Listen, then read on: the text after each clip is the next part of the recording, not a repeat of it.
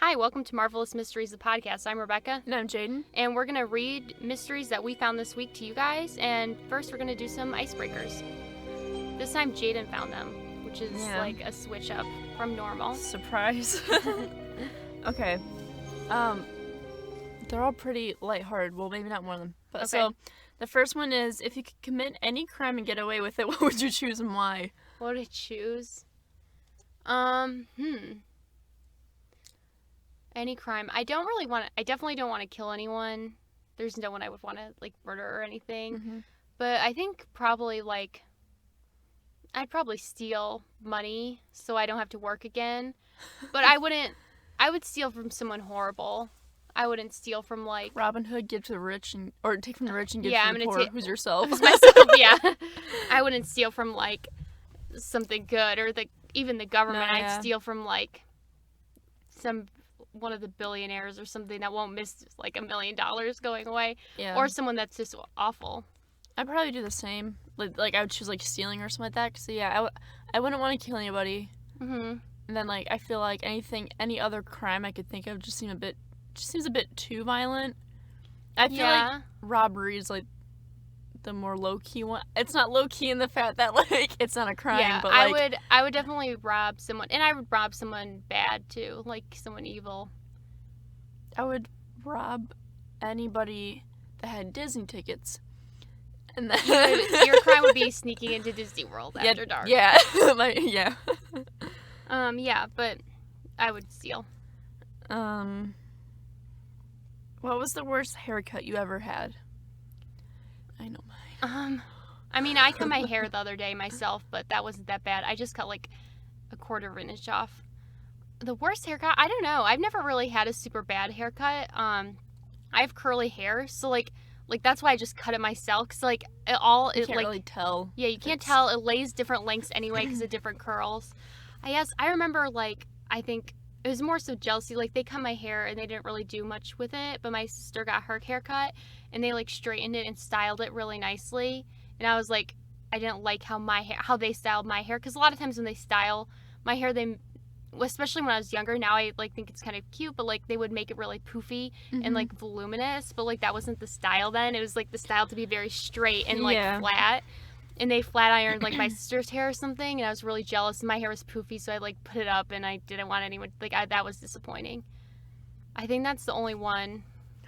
I feel like I've had regrets. I think I've never had a bad one, but I've had ones that I've absolutely hated.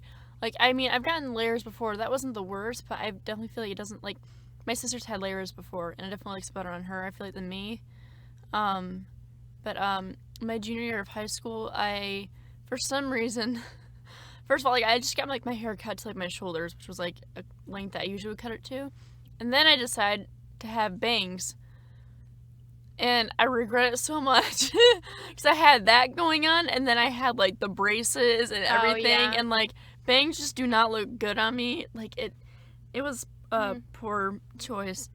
Yeah, bangs aren't good for me because of curly hair. Yeah, but I feel quite honestly, compared to other people, it's probably definitely not as bad as as I thought it was, because I was I just don't think I looked good with it. Yeah, I definitely. But I never had anything where it was because usually my mom cuts my hair. I never really had a professional ever cut my hair, and so usually I know that my mom wouldn't just be screw me over. I'm Usually, I actually go to when I get my hair cut professionally, I actually go to a student place because it's only $15. Okay. And you can't tip them because they're in school. They practice on you.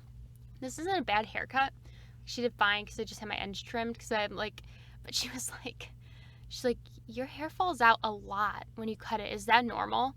I was yeah, because or when you wash it, because I have curly hair. So it falls out a lot, and I have very long hair now. And I was yeah, that's normal. So she's disturbed by that. And then she's I have buildup in my hair because I use a lot of products, and I have I don't know what they're called, but one of those scalp massager things. That's exfoliating. Yeah, that's supposed to help with that. But it's just only goes so far. And I don't wash my hair. I wash my hair twice a week at most, because it's so bad for it, and to do it more often than that. And she's you have a lot of stuff in your hair, and she was trying to fix it. And I was that wasn't a bad haircut, but she was just throwing shade at me. I was okay, thank you. And she was real, I was thanks a lot, but I haven't had like truly bad. I mean, I cut my hair yesterday and I think it looks fine. I just cut my split ends off. Yeah, I don't know. Okay, and then the last one is, if you could rename yourself, what name would you pick? I don't know.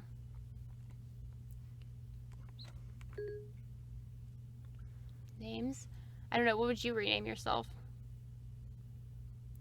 I don't know. I don't know, because sometimes I think about, like, because my coworkers and I had this conversation once, like, and they actually had chosen a name for me instead of, like, me renaming myself. But, like, sometimes, like, I'd say, like, because if I was going to be a boy, my parents were going to name me Cyrus, I think. Okay. Which, you know, if you compare it to the other names of my siblings, it's like, it sounds like a much more, like, overpowering name. Yeah. If I was going to be a boy, my parents are going to name me David. Oh, really? They also almost named me Rachel, which I don't Rebecca suits me much better. Yeah. I think my name actually suits me, but I don't know. There are other names I like. Right. Like I would maybe choose for like a child if I had a child or something. Yeah, I don't know, because Like I really like the name Eleanor, and I like the name Eloise. Same. I like Eleanor Ellie. Is like one of my Eloise. It's the name of one of my book characters is Ellie. Yeah, I would. I wouldn't name my kid that. I like the name Margaret a lot, but Isaac like made fun of me. Like that's an old lady's name. I was like, I think it's really pretty, but I told my mom, and she's like, well, that's like her boyfriend. He's like, that's his mom's name, so I guess I have to say yes. Her name is Margaret. She's like 90, but I think it's pretty. Yeah, I like the name Sylvia. I feel like because like I feel like my name also suits me pretty good. But, like, I feel like if I had to rename myself, it would have to be, like, another, like, kind of, like, gender-neutral name. Mm-hmm. But, like, I don't know. Because, like, usually any names that I like tend to be more guy names than girl names. Because I just don't really find a lot of girl names I tend to like. Oh, really? I never like... There's only one guy name that I have, like... There's, like, a handful of guy names that I really like. The only one I like. And so I'm like, if I ever have kids, we can only have one boy. Because I hate every guy name. I'll give you names ideas. I'll make up some. Like, and the only name I like is Flynn. Oh, that's cute. Yeah, that's the only one I like. So. Yeah. I really like the name James. Like, that's, like, one of my favorites. I like it, too, but then they always go by, like, Jim or Jake. I would not let my kid go by that. I'm like, yeah. Your name is James. You're gonna go by James. I like that name. I like some other names. But, yeah, I don't know. I've like girl name-wise, like, I've always liked the name Janes. Like, I feel like if I chose, like, a girl name to, like, rename myself with, it would have to be, like, kind of close to the one that I have now. Mm-hmm. So maybe, like, because like I said, I like the name Jane's, like, maybe that. Mm-hmm. I don't know. Gender neutral names, like, what else is there? I knew two girls, like, in high school. Jordan. I've been called that Jordan. before. Jordan would be good. I knew two girls in high school. One of their names was Evan, and their sister's name was Ryan. So everyone was like, really? Did your parents want boys to them? But I was like, I mean, you can just name your kid whatever you want. Names are made up anyways, no, but, yeah. like... But it's just... I'm sure by this point there's been a lot of, like, girls with guy names and vice versa. Yeah. Like, I mean, like, I don't think it's really surprising more if you meet, like, a kid that has a name that's of, like, the opposite gender, you know? Yeah, I like traditional girl names better, usually. I think I do, so I was too. like, I also don't... I'm not, like... I've always been, like, someone that never really has guy friends. Oh, really? I used to have a lot of guy friends growing up. Maybe that's why. I usually don't. Like, I had friends, but no one I was, like, very close to. And people I would, like, friends in class. But I had mostly, like, girlfriends. And, like, I'm really girly. So I was like, I was like, I really hope I don't have a boy. Oh, really? If I have a child. I would rather have more sons than daughters. I would not. I want, like... I would have all girls and do, like, I want them to be girly, too. Like, but I guess, all the Barbie movies, like, all the Barbies. Like, yeah. I would prefer that. And then Isaac's like, well, he's like, then I'm showing them all this other stuff, like Pokemon and all this stuff. I was like, that's fine, but I just also want them to, like, dress up and stuff. Because that's what I was like, and that's how I was. But... I said maybe that's because, like, I kind of had a girly phase, but it didn't last that long. And then, like, I was kind of, like, full-on tomboy from, like, 3rd grade on, so maybe that's why I don't know, like I tried to be, but I just like I'm just so uninterested in like traditional like stuff that's like traditionally, especially when I was little, traditionally male stuff, I guess. I mean, now it doesn't really matter, but I just was so uninterested in it. Like I wanted pink. I mean, technically, like Have you seen the thing where it's like you eat like there's always two sisters, one's the pink sister and one's the green sister. I thought that was me and Quinn for a little bit, but then I was always the pink sister until now. Now I'm the green sister, I think, and my sister is the pink sister. But I'm still like, that's on a relative scale because I'm still really girly. Like, I still like clothes and like traditional gender, like stereotype girly. I like all the traditionally girly things. I don't know, like, I don't have like any sort of like skills that are like fixing things and whatever. And I'm not saying like these are only male skills. I'm saying those are like traditional. Yeah. But like I don't have any skills like that or cars. I'm like just I was like always so uninterested in like anything. Like I just wanted to dress up, play Barbies. I had Polly Pockets. I had what were those called? Those little Littlest Pet Shops. Oh yeah, I had tons of those at one I point. had a lot of those too. And like, I don't know. Yeah, I feel like when I was younger, like I was like, if you're talking about the green sister, pink sister thing, like my sister has always, I think, been like the green one. But then like I feel like there was like 3rd grade, I think it was. It's like when I wore like dresses and skirts like every day, like wore like pink and everything like that. And then 4th grade hit, and like I literally dressed like a small boy child. Like yeah, I know. I wore like I had like my hair like really like split kind of like this thing. Like my hair was like very split. Yeah. But then I wore like hand-me-downs from like my brothers and stuff like that, like cargo shorts and like yeah. Yeah, I also like even now I like pretty traditionally girly clothes. I mean, I wear a lot of flannels, but like that's still like neutral, pretty neutral. Yeah. But like I can never wear like right now like cargo shorts or like baggy pants. Like I have all those. I can never. It would be uncomfortable. I know like right now there's a big thing everyone's talking about, but like skinny jeans are out of style. Oh really? Apparently. Why? I don't know, because like Gen Z is like screw Gen Z. like they're like skinny it's like the straight leg like pants are in style, not even like boot cut flare jeans, which I also don't like those. I get what you're talking. I don't very much, but like I just like I like skinny jeans. No, yeah, I think it's just like it's just like I think people are it's like a BuzzFeed article made a post about it or something, like how it's like Gen Z says these things are out of style, but I think it was like other people, like people that are Gen Z are like, no one said that. This is like, just what we like to wear. Like BuzzFeed is just dramatic. Like, so I just like, I don't know. Like I'm traditionally whatever. Like I'm not a baggy clothes person. I'm not like I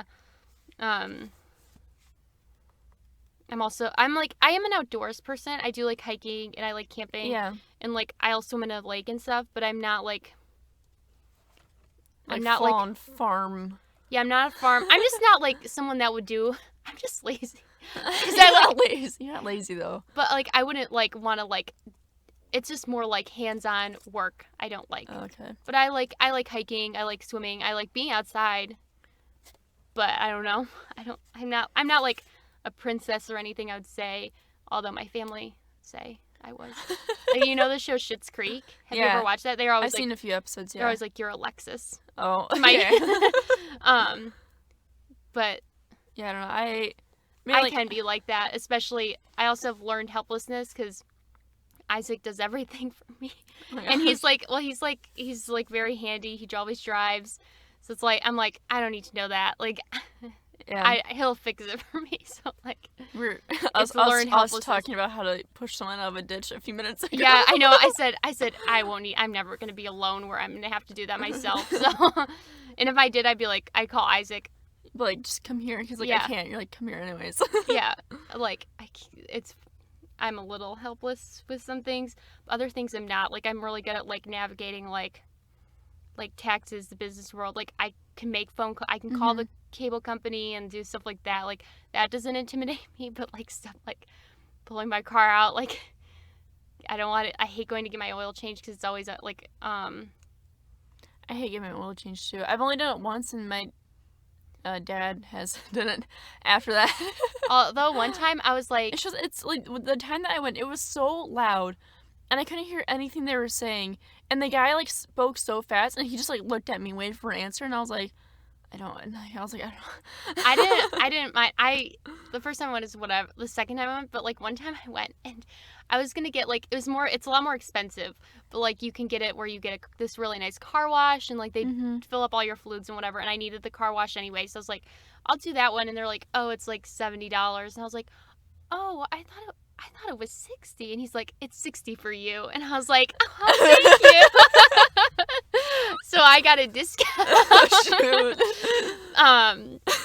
So that's like the only time like I've ever like I didn't even try. I was just like, oh, I thought it was 60. Like I wasn't even like really trying to flirt or like oh, I thought it was 60. I was like, oh no. Like it wasn't even like I was trying to get the free car wash, but he was just like, it's 60 or whatever. Like, you know, I was like, oh, thank you. I don't know. But yeah, I don't know. I mean, I'm gonna wrap this up really quickly because I have a yeah, I was gonna say, but like, because back to like the whole whatever thing we're talking about before is like the clothes and stuff. I've noticed that I have like skirts and dresses now.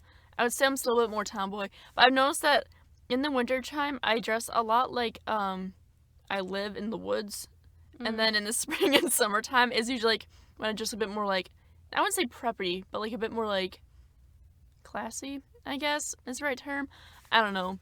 But like when it's wintertime, like I go into work every day wearing like snow hiking boots and like jeans and then like a hoodie and then like a flannel coat that's a men's coat actually and then like gloves and like in my messenger bag. I just have a nice winter coat that I got years ago. But yeah, I do like skirts more, especially like I work in an office, so I wear them a lot. In the winter that's almost warmer because a lot of my pants like only come up to above my ankles because they're like those dress pants. And so my feet are really cold. So it's almost nicer to wear a skirt a lot of the times. And I do it with like a turtleneck because I wear tights and it's warmer.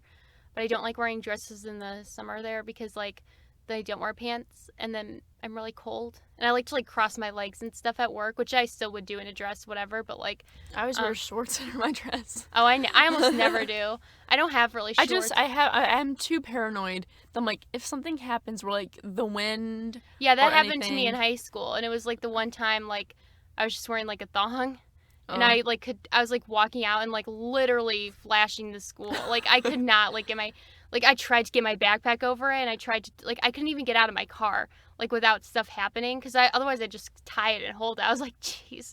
I came in and I told my friend, I was like, I may have flashed everyone. I don't know.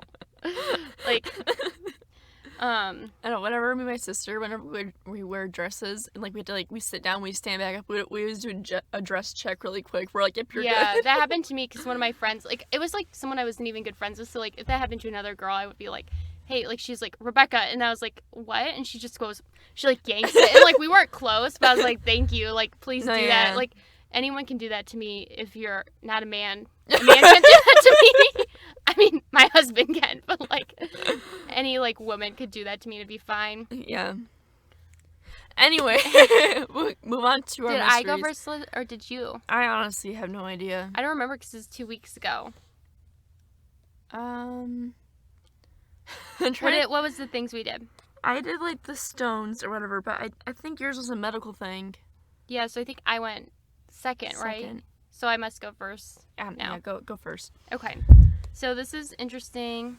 There's a documentary on Netflix that's new about it, the Ceso Hotel. I watched like part of the first episode, but I just didn't watch the rest. So I don't have any information from that documentary really in here. It might be because it's just information. Yeah. But I didn't watch the whole thing. So sorry if you were looking for information from that. But I wanted to watch the whole thing. It's interesting, creepy. So the Ceso Hotel.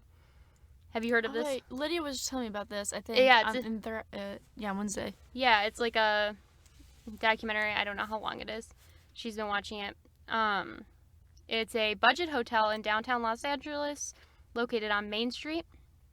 It opened December 20th, 1924, has 700 rooms, and as of 2017, it's being renovated and redeveloped into a mix of hotel rooms and residential units. So the hotel was built by William Bakes Hanner and Charles Dix and Robert Shops. As a destination for businesses and tourists, it costs about $1.5 million to complete.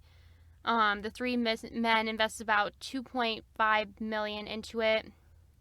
And so several other hotels similar to it had been established downtown, in downtown Los Angeles, and had done well, so it was like technically a good investment. However, within 5 years, the U.S. sank into the Great Depression. So basically, the hotel, like if you look it up online, just some background on it, it is like has tons of horrible things that have happened there. Lots of like deaths and strange things. There's a list on Wikipedia called a list of like violent and mysterious deaths at the Cecil Hotel, and there's like hundreds. So basically the hotel is around a place called Skid Row, and this itself, I would watch a documentary just on this. Or like, I didn't look up that much information, but I would love to learn more about this. So basically Skid Row is like, it's just where a lot of homeless and transient people live. And the interesting thing about it is, basically on that documentary, I don't remember the timeline exactly, but at one point, that's where like a lot of like hospitals and the government would drop off people checking out of mental hospitals, people that were homeless. Like that's the only place they're really allowed to be without getting like kicked out or something, it sounds like.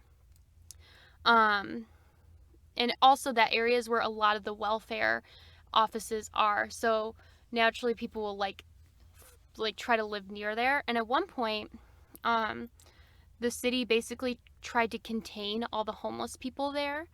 Like, which is like, I feel like I've heard like this part before. Yeah, which is like really kind of awful. They're like, you can only stay here if you're going to be homeless, which is like kind of like messed up, I think. And basically there's a lot of crime around the area because a lot of people there have untreated mental illness, and are just like in general very desperate. So there's a lot of like stealing, petty theft, stuff like that. And there's also just people with untreated mental illness that will be violent and stuff. So it's a very dangerous area. Around 10,000 homeless people live within the 4-mile radius of the hotel. And it's not to say homeless people themselves are dangerous, but just the fact that there are so many people with untrained mental illness, and there's a lot of drugs and, you know, like addiction there. So it's just a dangerous area. Like, and so the documentary kind of highlighted that, like, a lot of people come to this hotel now because they don't really realize the reputation. They don't know what it is. A lot of people from like other countries will come and stay there because it's cheap, but it's because it's like not in the greatest area, and it's like right downtown Los Angeles. So it has this creepy reputation. Basically, you probably don't know, but like the show American Horror Story did like they do like a theme each season. They did a hotel theme, and it's kind of based on this. Okay. So the first documented suicide at the Ceso Hotel occurred January 22nd, 1927, when Percy Orman Cook shot himself in the head. The next reported death was in 1931 when W.K. Norton died in his room after taking poisonous capsules. Throughout the 1940s and 50s, a lot more suicides occurred.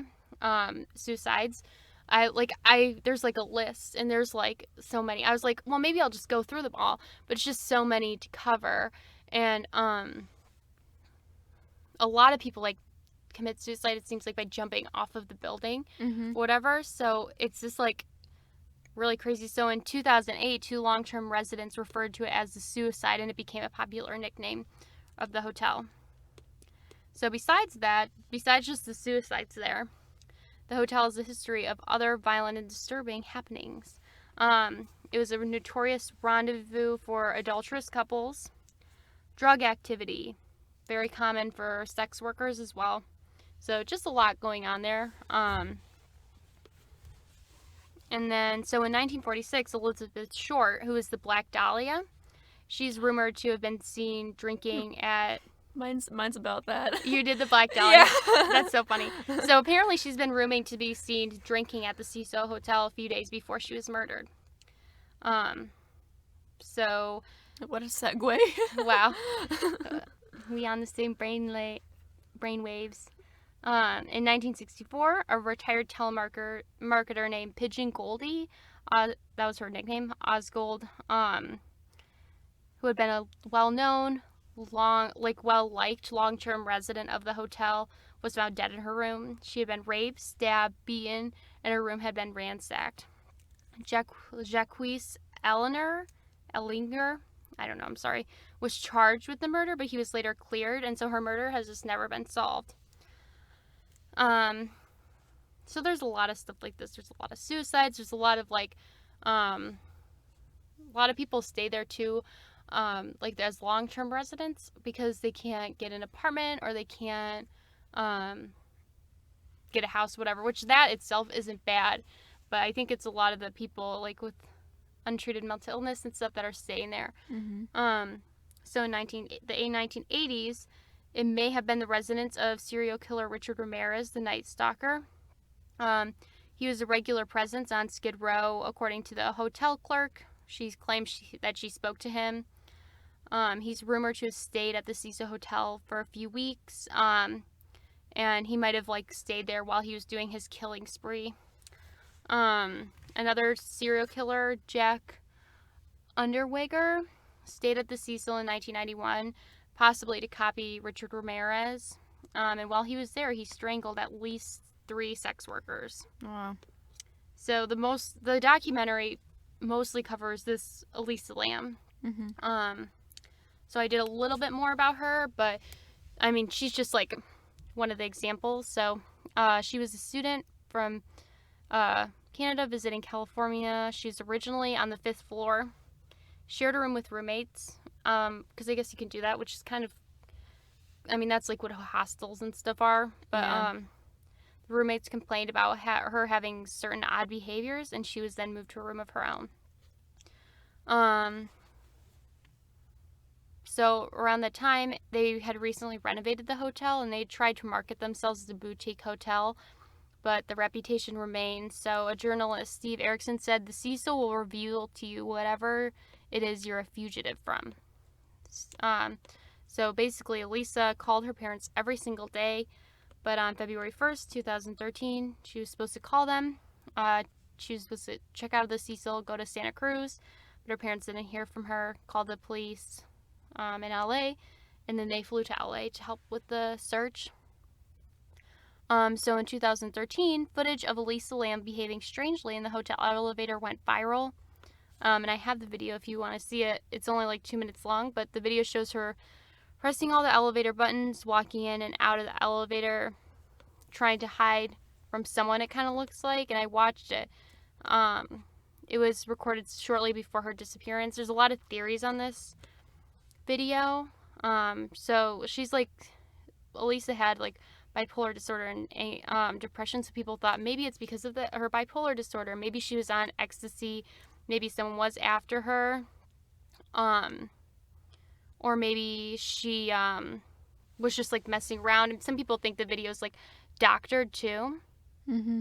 So she's just behaving really strangely. I can skip a little bit. She's it's so creepy because it's silent too. Yeah. She's really weird during it.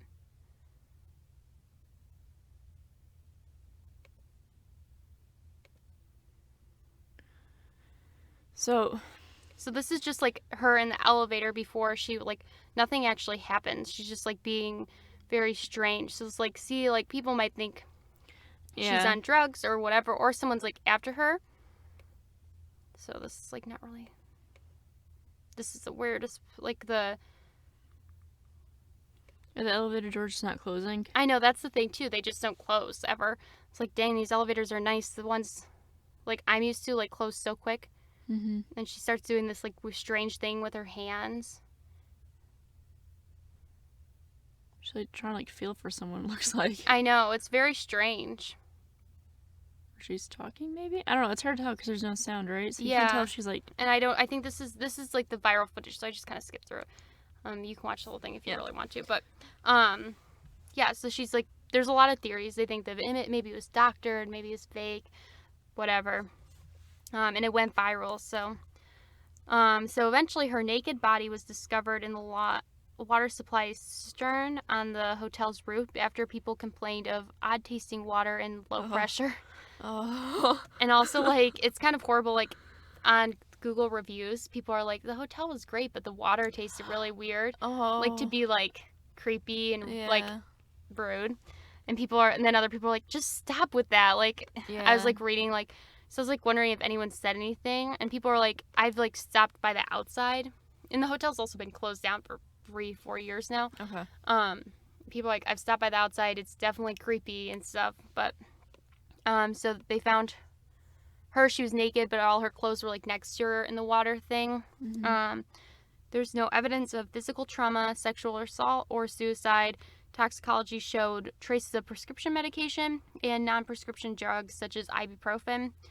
Very small amount of alcohol was found in her system. It was like 0.02%, which is like not very much. And I mean, she was of age and everything, I'm pretty sure. But no like recreational drugs. They have noted that the concentration of her medication indicated that she was like under medicating her like prescribed medication, or she was like stopped taking it recently. So how she got into this turn remains a mystery. The Los Angeles County coroner ruled her death an accident due to drowning. They said her bipolar disorder was a significant factor, and like she had gone missing before with her parents just because of side effects with that. But like it's ruled a death. Her parents did sue the Ceso Hotel as like that they were somehow responsible, for her death, but I don't know if anything came of that. I didn't like read, but I didn't want to focus too much on her, so it was mostly focused on the hotel. So basically the big theories are like the hotel's haunted. Yeah. So that's kind of like, if you watch the video, that's kind of like would make sense, like why she's like feeling out for like strange things, or she keeps looking, so maybe she sees something, or someone, and then that's why all the bad stuff is happening there. The other theory is like, so like in American Horror Story or whatever, so people kind of think it's similar. Theory is that it's a hellmouth, which is it's a portal to hell, which attracts demons and like evil negative energy. So that's like people's theory as to like why so many bad things happen there, because it has all this like negative energy, demons, like kind of horrible. But then more realistically, I think it could be just because like it's originally known like where it is, and then it's known for bad things, so it attracts bad things. Like it's kind of like people a lot of times like do the self-fulfilling prophecy, like that. You see that a lot, I feel like, in like economics or whatever, right? So like if people are worried that the economy is going to crash, they won't spend their money, so then the economy crashes. That's a very simplified version. Don't come after me. So it's like that kind of thing. So like, and then the other thing I thought about with suicides, if like it's kind of known for being a place where you commit suicide, like then people are gonna commit suicide there. I'm guessing it's like apparent, like, cause like I think it's like when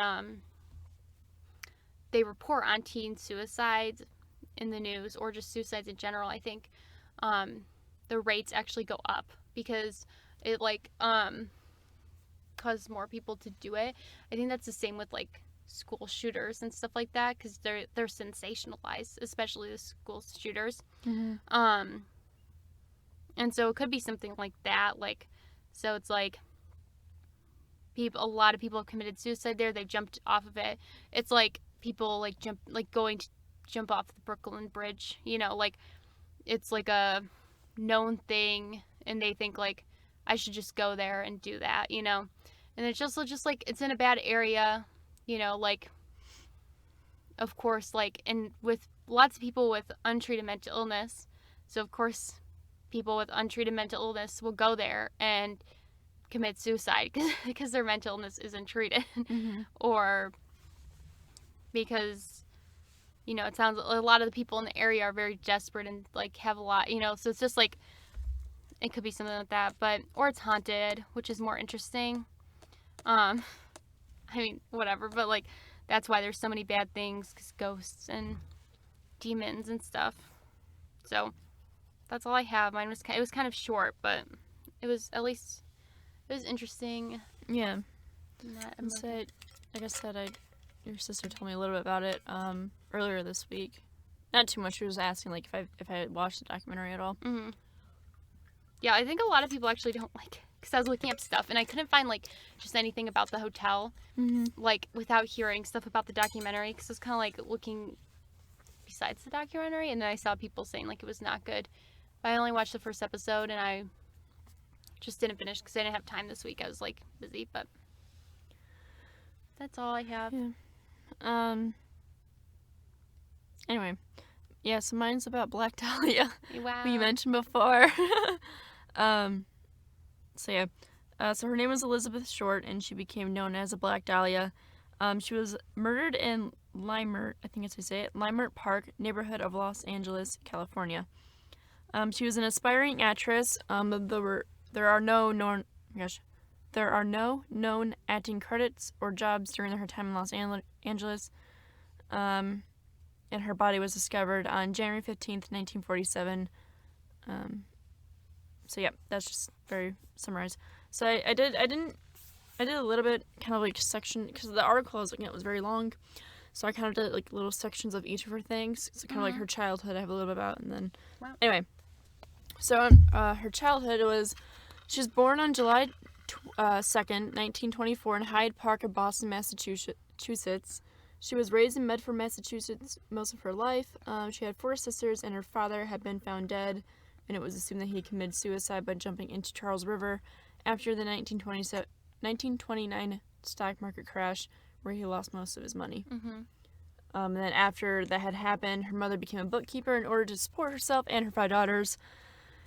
And then years later, they found that Elizabeth's father was actually not dead, and he faked his death because he like wrote them a note like apologizing for what he had done. But he had faked his death in order to start a new life. Yeah, this is all very simplified. First of all, her childhood, like I summarized all of it. She relocated when she was 18 to go and live with her father, but eventually arguments led to her moving out. She was going to be engaged to Major Matthew Michael Gordon Jr., a decorated Army Air Force officer, but he later died in a crash on August 10th, 1946, less than a week before the surrender of Japan ended the war.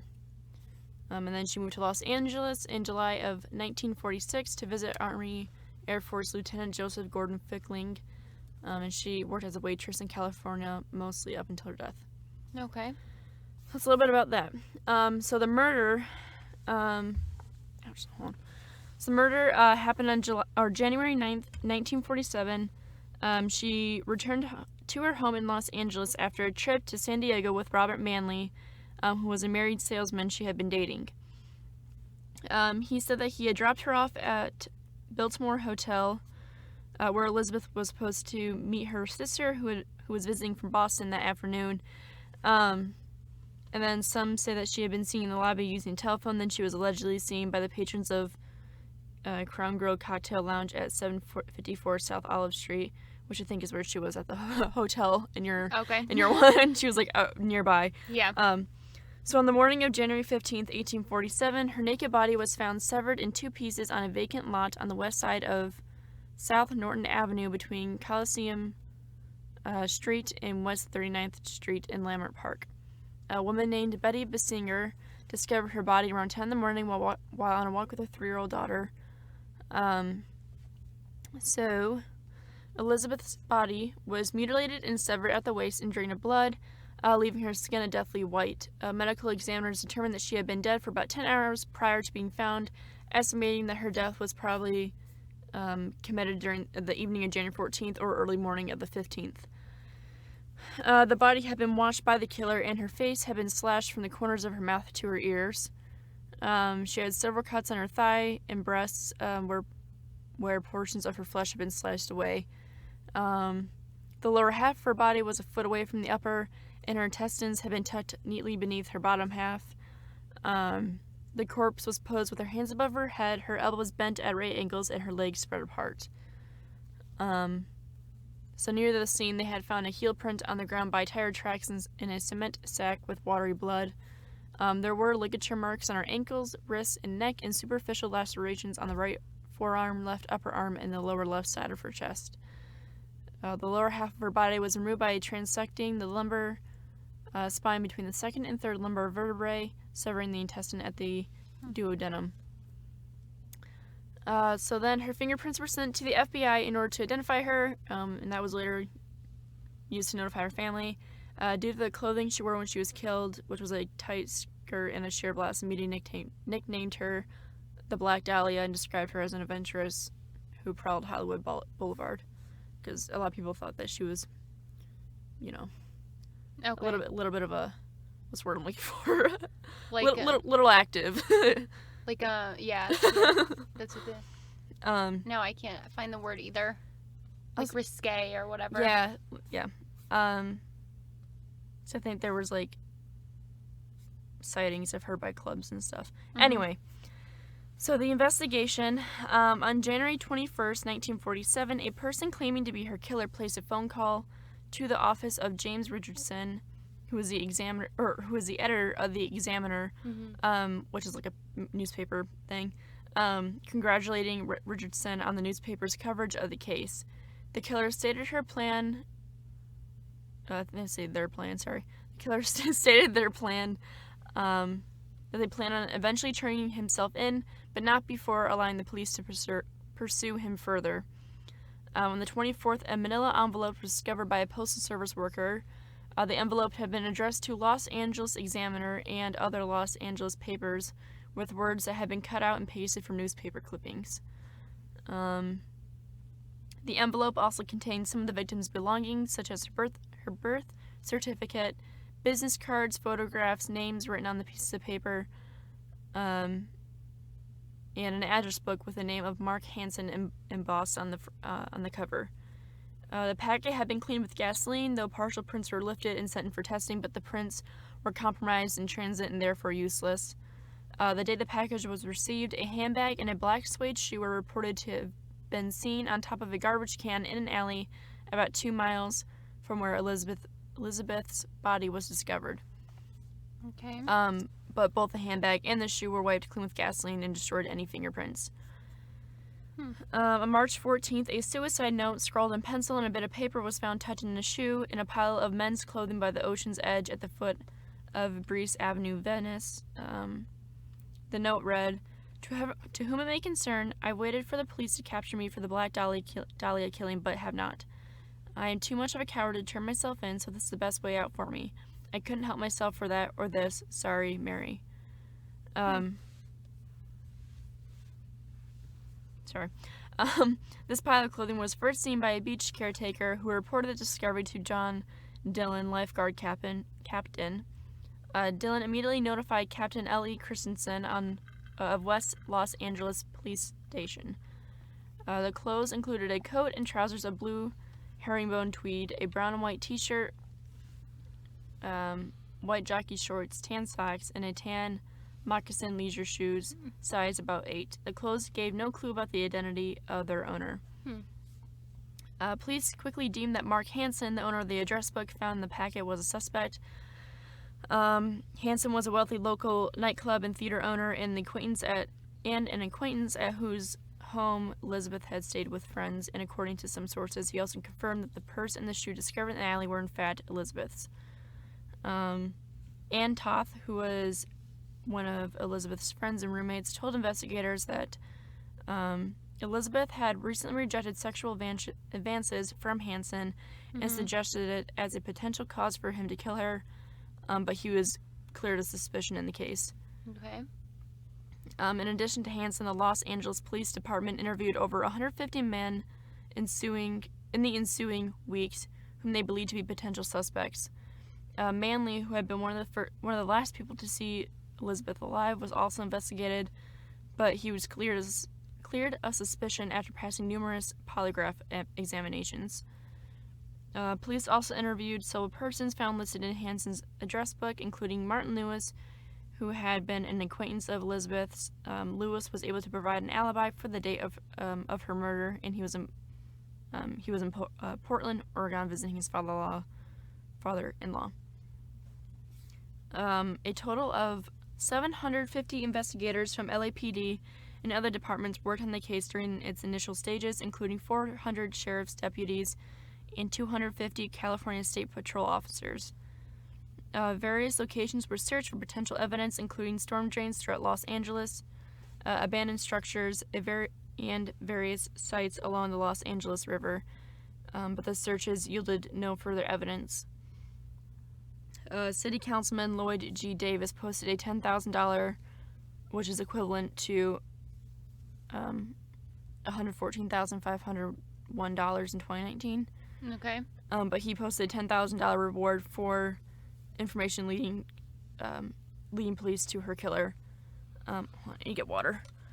After the announcement of the reward, various persons came forward with confessions, most of which police dismissed as false. Several of the false confessors were charged with obstruction of justice. Hold on. Is this near the end? Kind of. Okay. So this was like the media's response. So on January 26th, another letter was received by the examiner, this time handwritten, which read, "Here it is, turning in Wednesday, January 9th, 10 a.m. Have my fun at police, Black Dahlia Avenger." The letter also named a location at which the supposed killer would turn himself in. The police waited at the location on the morning of January 29th, but the alleged killer did not appear. Instead, at 1 p.m., the examiner officers received another cut-out and pasted letter, which read, "Have changed my mind. You would not give me a square deal. Dahlia killing was justified." The graphic nature of the crime and the subsequent letters received by the examiner had resulted in a media frenzy surrounding Elizabeth's murder. Both local and national publications cover the story heavily, many of which reprinted sensational reports suggesting that she had been tortured for hours prior to her death, but that information was false. Yet the police allowed the reports to circulate so as to conceal her true cause of death, which was cerebral. Gosh, I can't say that. Cerebral. Thank you. Cerebral hemorrhage from the public. Further reports about her life were publicized, including details about her alleged declining of Hanson's romantic advances. Additionally, a stripper who was an acquaintance of her told the police that she liked to get guys worked up over her, but she'd leave them hanging dry. This led to some reports and detectives to look into the possibility that Elizabeth was a lesbian and began questioning employees and patrons of gay bars in Los Angeles. This claim, however, remained unsubstantiated. The Herald Express also received several letters from the supposed killer, again made with cut and pasted clippings, one which read, "I will give up on Dahlia killing if I get 10 years. Don't try to find me." On February 1st, the Los Angeles Daily News reported that the case had run into a stone wall. With no new leads for investigators to pursue, the Examiner continued to run stories on the murder and the investigation, which was front-page news for 35 days following the discovery of the body. When interviewed, lead investigator Captain Jack Donahue told the press that he believed her murder had taken place in a remote building or shack on the outskirts of Los Angeles, and her body had been transported where it was found, in the city. And based on the precise cuts and dissection of her corpse, the LAPD looked into the possibility that the murderer may have been a surgeon, doctor, or someone with medical knowledge. In mid-February 1947, the LAPD served a warrant to the University of Southern California Medical School, which was located near the site where her body had been discovered, requesting a complete list of the program students, and the institution agreed so long as the students' identities remained private. But everything, like once they went through all the background checks of the students, nothing came up. Okay. So the grand jury, kind of the aftermath, was by the spring of 1947, Elizabeth's murder had become a cold case with few new leads. Sergeant Finis Brown, one of the lead detectives on the case, blamed the press for compromising the investigation through reporters' probing of details and unverified reporting. In September 1949, a grand jury convened. It's getting late. Yeah. The grand jury convened to discuss inadequacies in the LAPD's homicide unit based on their failure to solve numerous murders in the past several years. And in the aftermath of the grand jury, further investigation was done on Elizabeth's past, which also interviewed people who knew her in Texas and New Orleans. However, the interviews led to nowhere.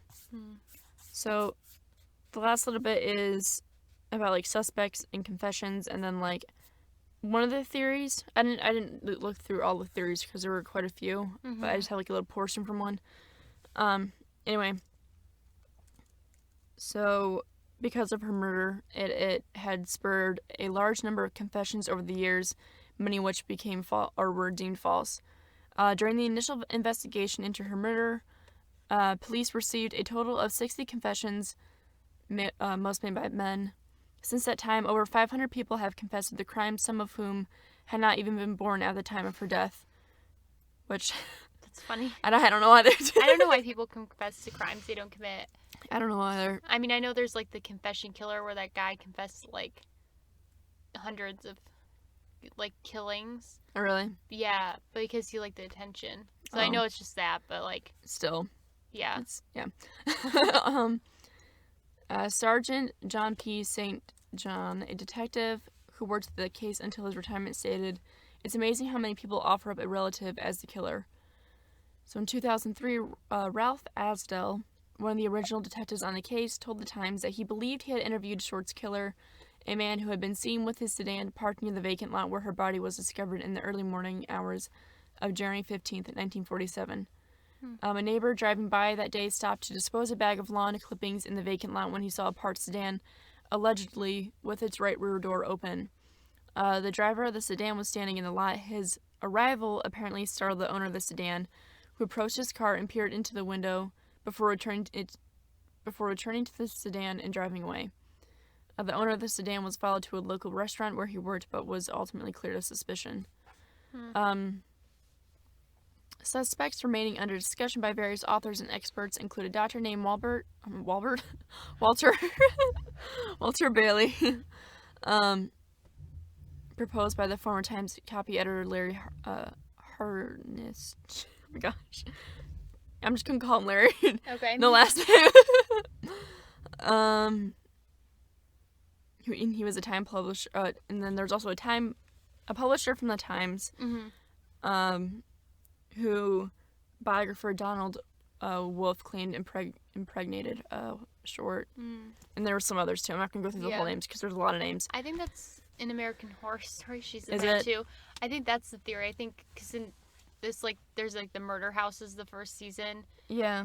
There's like a doctor that performs like secret abortions for women, and I think she goes there, and I can't remember if he kills her or not, but I think he does in the show maybe. Okay. I don't remember. Yeah. But I think that's a theory. It's been a long time since I watched that. Sorry. Very good.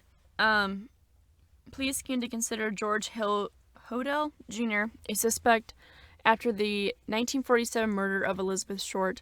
He was never formally charged with the crime and came to wider attention as a suspect after his death, when he was accused by his son, Los Angeles homicide detective Steve Hodel, of killing Short and committing several additional murders. Prior to the Dahlia case, he was also a suspect in the death of his secretary, Ruth Spalding, but was not charged, and was accused of raping his own daughter, Tamar, but acquitted. He fled the country several times and spent 1950 to 1990 in the Philippines. So this last little bit is just the theories. Like I said, I just kept the one to kind of give an idea, but like I said, there are others.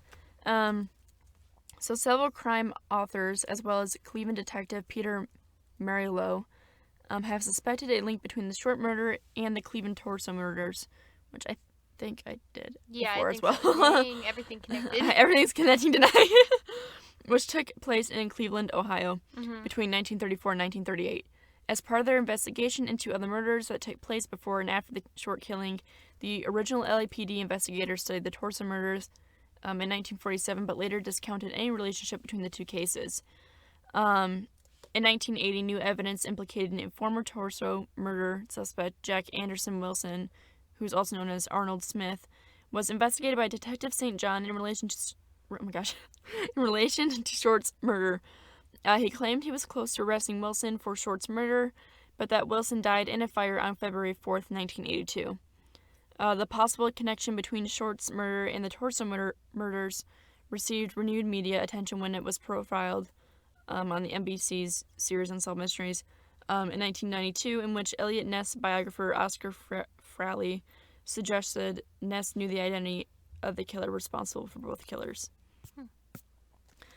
So that's that. Okay. And like I said, I kind of summarized a lot of it. There was so much information, and like I didn't want to spend too much time because there was a lot. But yeah, that's kind of like some background knowledge at least, or like a little bit of knowledge on the case. But I don't know. People can look it up if they want to know more. No, there's a lot. That's like a big, famous, thing that people are still into. I think. So, well, that's all we have this week. Next week, you can check out our other podcast, Topics and Tea, if you want to just hear us chat about topics. Put the link. Yep, yeah, we'll share the link. We'll put the link somewhere. Yeah, we'll share the link in the bio, in the I think the bio of this one. Yeah, the description. And then I can also put the end screen of this. Yep, we'll share it on Instagram, Twitter as well, Facebook. You can check us out there. If there's a mystery you want us to do, if there's a icebreaker you want to ask us, you can message us on Instagram, Twitter, Facebook. I think that's the only way. Or you can comment on YouTube, and we'll try to get to them if we haven't done it before. Yeah, all links will be in the description, so just go there. But thank you so much for listening. And we'll see you guys in 2 weeks. 2 weeks. Yes. Okay. Bye.